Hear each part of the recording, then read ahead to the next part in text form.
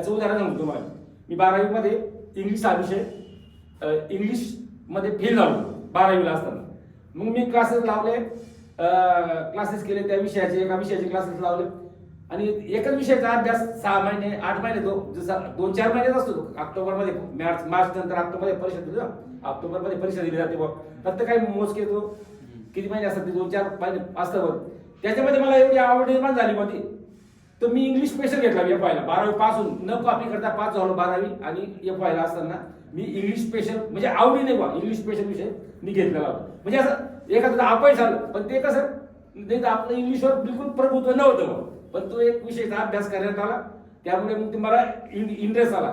तर 12वीला FY ला English special विषय घेतला होता, मला एकदम आवड होती. नंतर मग ती पुढची गोष्ट मी भरती झालो, पोलीस झालो ती गोष्ट. चला पुढे बघूया.